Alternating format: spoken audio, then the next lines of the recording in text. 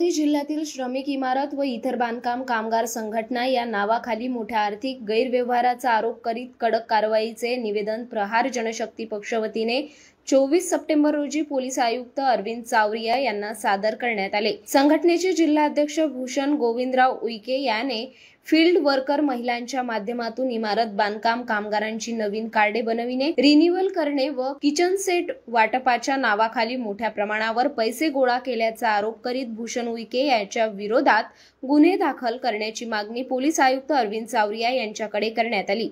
दिलेल्या निवेदनानुसार भूषण उईके यांनी जिल्ह्यातील तसेच इतर जिल्ह्यातील सुमारे 60 ते 65 फील्ड वर्कर महिलांकडून 8 ते 10 हजार अर्जदारांची कागदपत्रे व सुमारे 2 ते 2.5 कोटी रुपये गोळा करण्यात आले।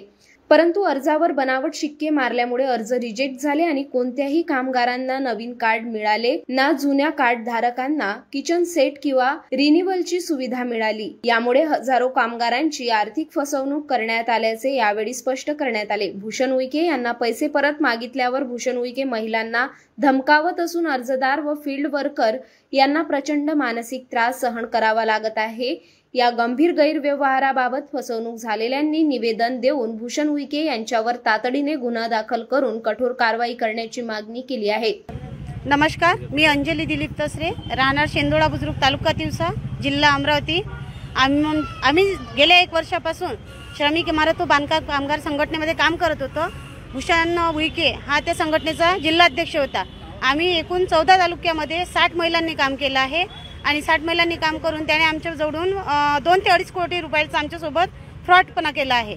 आम्हाला काम करून देतो बांधकाम कामगार लोकांना आपण एक सानुग्रह निधी देतो, 5000 रुपये तो मिळवून देऊ, त्यांच्या मुलांच्या आर्थिक शिक्षणाचे गरजा भागू असं सांगून त्याने आमच्याकडून पैसे लुबाडले आणि आता 1 ते 1.5 वर्षापासून त्याने कुठल्याही प्रकारचं काम केलेलं नाही आहे।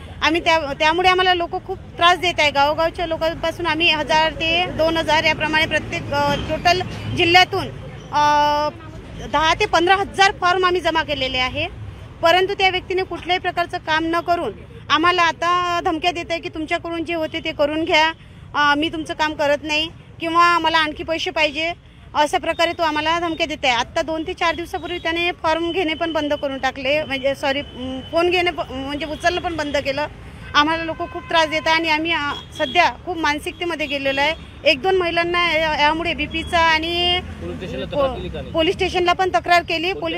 मी प्रेजरपुराला गेली होती, त्यांनी सांगितलं की तुमचा स्पॉट हा गाडगेनगर पोलीस स्टेशन येतो, तिथे जा। पण मी तिथे गेली असता त्याने तिथे मला अडवलं की तुम्ही पोलीस स्टेशनला जाऊ नका, मी तुमचे पूर्ण पैसे भरून देतो असं म्हटलं।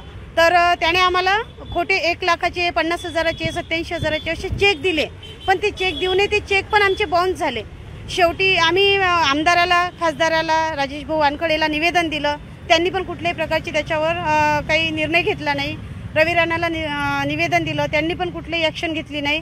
त्यामुळे आम्ही खचून गेलो आणि जे आपले प्रहार संघटनेचे जिल्हाध्यक्ष आहे बंटीभाऊ वानखेडे यांनी रामटेके यांनी आम्हाला एक मार्गदर्शन केलं कालच आणि लगेचच निर्णय घेऊन त्यांनी आज आम्हाला इथं आयुक्तालयामध्ये आणलं।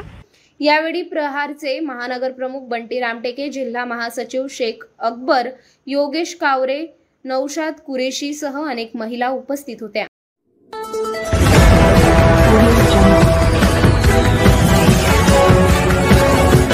सातपुडा न्यूज चॅनल मध्ये आपल्या सर्वांचं सहर्ष स्वागत आहे। सातपुडा न्यूज चॅनल, आवाज जनसामान्य।